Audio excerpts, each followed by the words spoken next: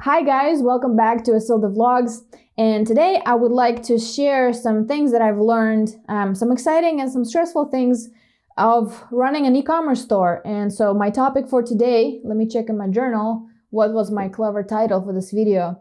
I called it 5 Joys and 5 Fears of Running an E-commerce Store. And it's 2020, so I know that a lot of businesses are struggling, and also I know that a lot of people are thinking of building their own businesses. Maybe you were laid off your work or some changes in your industry are happening, and so you need to shift what you're doing in your life.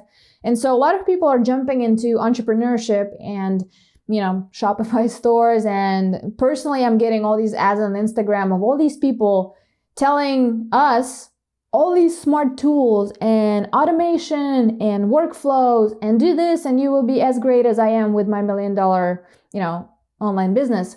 I get all that. That's amazing. But today I would like to share the 5 joys and 5 fears of running a store that typically is not really covered in a lot of conversations and a lot of Instagram ads. These are not meant to be any kind of warning signs. This is not like this will tell you if running a business is for you. I will just tell you my story, how it is for me, the happy times, the sad times. And I think the most logical thing is to start with the happy times first, or maybe I will mix these two together. We shall see. I think I want to go with the 5 happy first. So the first one is, from the beginning of Asilda store, I love figuring out what is the message, what is the central message on the design that I would like to make. And so from the very beginning, the idea for the store was that it specializes in inspiration boost items. When you pick up your favorite jacket, when you pick up your camera bag, or whatever is your daily wear, there will be that little message, like as a almost like a quote that, or an affirmation, or something meaningful that you would love to see every day that would remind you of, pretty much that's how every design is made in a Asilda store. Like for example, I have this one here, Professional Dreamer. This was the idea that it's in the form of a guitar pick, and it's kind of an inspiration thing for musicians, that you can be a dreamer, but you can also turn this into a profession. A lot of musicians, kids who love music and want to play instruments and want to have their own bands and be artists, are told that this is not the career that pays well, that's secure, and all these other things. And I get that. And so, but my personal belief is if something makes you happy, you will find a way to make a living out of it. And we can live pretty simply. We don't need expensive cars and gold chains and, Ferraris. We can figure out how much we need, what makes us happy, and go with it. So this was the idea, Professional Dreamer, and it has a little bit of that kind of like Nashville country vibe to it, which I really loved. And I have a couple of these designs also in the cream black, colorways that I may make later. But that was the idea. So the first joy of running your own business is that you can have your message out there. And for me, basically every design, every product in the store has that message.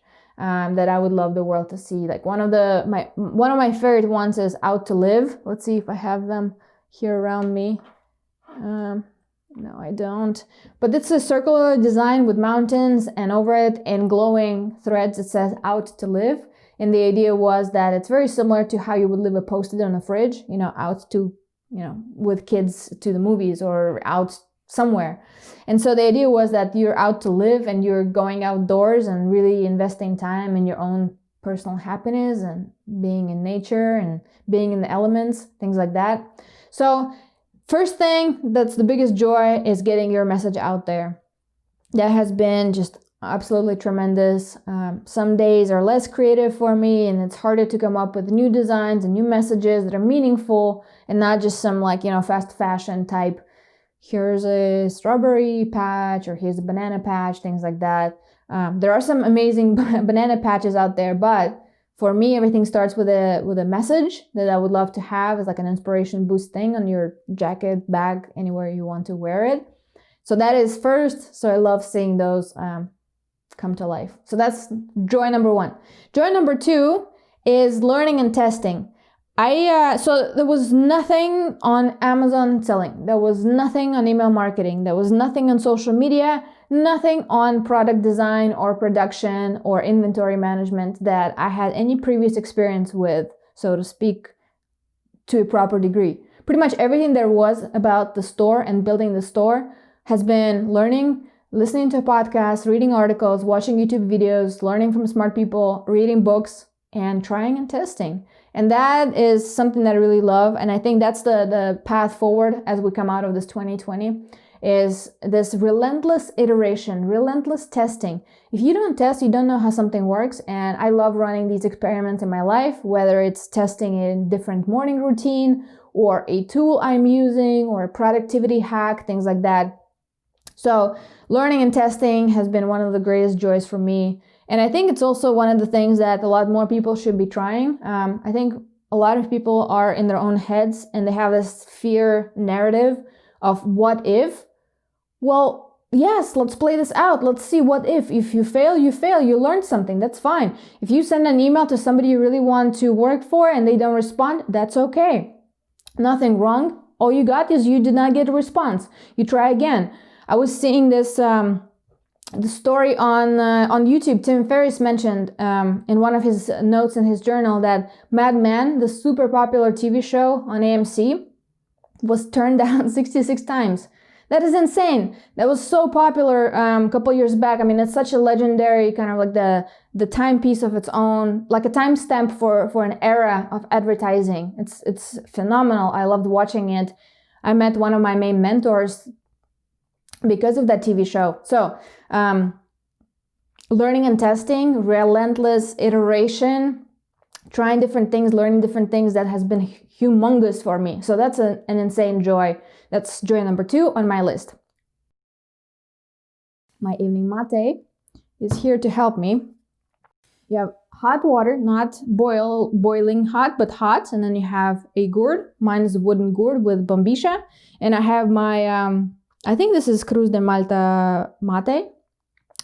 And so you basically fill up with warm water and the leaves absorb the water, and then it's kind of in between tea and coffee. And I'll talk more about mate because this will be one of the next big projects in my life, probably 2021. So more on that to come. So joy number 3, financial independence. In the beginning, this all seemed like a cute hobby. $8.50, $7.50, $9 products, great. How much can you make? Can you make a living out of this? A lot of people thought this was kind of like that's cute, but this is not really business. But they didn't know my background. They didn't know how much work ethic I'm willing to put into this, how I'm willing to build a long-lasting systems that support this business.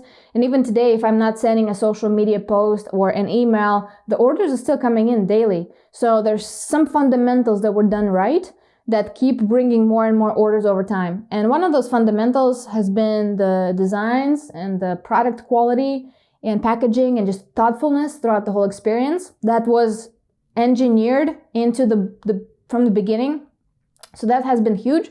But what most people don't realize is this store at this point in my life in 2020 allows for financial independence. I'm not looking for another job. I'm not struggling with things. I have diverse sources of income at this point. I've learned that I need to have different things kind of combine into the grand total of my net worth, my personal net worth. But what this store allows me to do is, at this point, to arrange my days in the ways that I want, spend money in the ways that I want. And when I got to a sum of money that I had in my head, I realized that now I'm not really interested anymore in the expensive things. I don't need Dior shoes or Gucci shoes. I don't need a Corvette. I don't want a Ferrari. I'm very happy with what I have.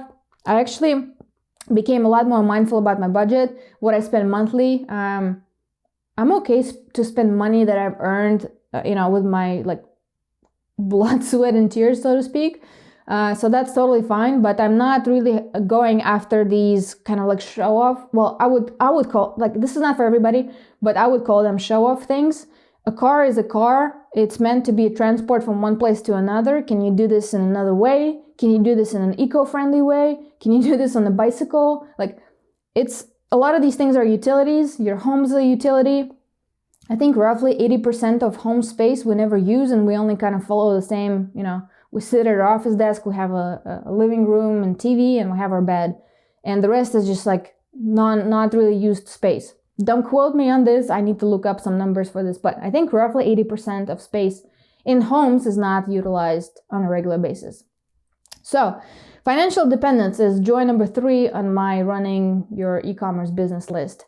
Joy number 4, this actually should have been number 1. And I think I put it number 4. These are not really ranked specifically, but I put it number 4 because there were so many different stories and I didn't know if I'm trying to write them out or if I just bundle them together. But the stories from the buyers, I can't describe really how it feels when somebody sends you a photo of a tattoo on a body, on an arm, on a leg of your design, and the story of what it means to that person who did it. Sometimes I get emails first like asking if this can be done, if I'm okay with this, and I usually say yes. But it's stories like this. I have one buyer in China who's a teacher, and she buys every month, and my pins are the treats that kids get for getting something right in class. So these are like their little rewards in class. That's amazing. I had a couple college professors for photography classes who have been using the analog stories video that was on the about page of Asilda store for quite many years. They would use that as introduction into the film photography classes. I mean, how unbelievable is that? Something that started pretty much out of nothing, out of an idea during Christmas break that really kind of became a way for some people to get introduced to a whole, area of life and topic like film photography and product design and marketing, things like that. It's unbelievable. I had a couple of stories of family members coming out of surgeries, and my products were the treats for them, the first things that greeted them as they got out of surgeries and became conscious. I had stories of best friends inspiring best friends. I had people buy some pins and patches as parting gifts for friends going along journeys around the world. I mean, these are the stories I love hearing, and these are the stories that kind of really fuel me every day when things are not looking as happy and bright in real life or in my mind sometimes. So they have been I'm so frankly so blessed having so many amazing buyers that are so low maintenance, so happy, so thankful, so willing to share, so willing to support. And this is genuine. I'm not saying this because it will sound cool on video. Like, you as a store buyer, you always really aim for that. And somehow in my journey, it all came together. Like, the right people got attracted. The people who are maybe different did not stick around for long. But building that core group of people who have been with you for a longer period of time and who are willing to share their stories that go beyond buying something from you, I mean, that is priceless. That could be all of the 5 points on my joy list. So that has been insanely tremendous for me. Point number 5 is seeing the process from start to finish. Joy number 5. But what I mean by that is something that starts with a note you write in your journal as the message you would love to have on the design, that then becomes a mock-up. You work with an artist. There have been 4 artists who've digitized and created art for pins and patches and stickers and shirts. One, Mike, has been with me from the beginning, and we've made most of the designs for the store. I've done things with my dad. I've done things with some insanely talented Canadian and Dutch artists and designers, and I love that. I'm okay spending money on the packaging design that for some people sounds like, this is I've overpaid for how big the store was at that point. I wanted to do it with that person. I wanted it to be that way. This was a fun process for me. I wasn't necessarily looking for the final outcome to be, this is the end of it. And so far, 5 years, 6 years later, it's still, I love seeing this guy. And one day I'll make a video about how this guy came to be. He's actually a blend of two people that were the inspiration, two models. And on the back, you see Big Sur and outlines. All this was original art designed for the store, for this packaging. At first, it was a mountaineer guy, but then most of the designs for the store were around photography. So I really wanted to have this guy hold a Hassi 500C on is this even, let's see. Oh yeah, there we go. So he's holding a Hasselblad 500C. Behind him is Big Sur, and he's got this dreamy but kind of determined look. We had different faces for this guy, and there were some that were like, he looks like a drunk detective. He looks like, and there were all kinds of different versions. So when we were making this with Peter, he wasn't too happy with me in my comments about the faces of these guys, but then we got the right one and it was like home run. So, and like all this up to the point where you put this in the packaging, you put this in the mail, you add the card with instructions about how to iron on patches, or if it's pins, I would add, like you've made my day. And that is true. It's so rewarding to ship these products out every day. They go to different places. Some days I ship to overseas military bases and guys are wearing them there. I mean, it's unbelievable. So seeing it from start to finish, and that's the joy of running your own e-commerce store. If you're pretty small, like for me, this is solopreneurship. I would freelance out some things I need done, but for the most part, this is a solo project, solo store. This has been pretty unbelievable because in most companies, you have a specific role on the team, whatever you do, and you never get to see the start to finish. So one of the biggest joys for entrepreneurship has been you are in control of the whole process. You can change things up. You can create new things. You can add on things. You literally have the steering wheel of this whole process, and that has been unbelievable. So these are my 5 joys of running an e-commerce store. And I'm already talking for about 17 minutes, so I'm gonna move the 5 fears of running an e-commerce store to another video. So I will see you guys in that one in a little bit. Thank you so much for watching. Take care, and I will see you soon.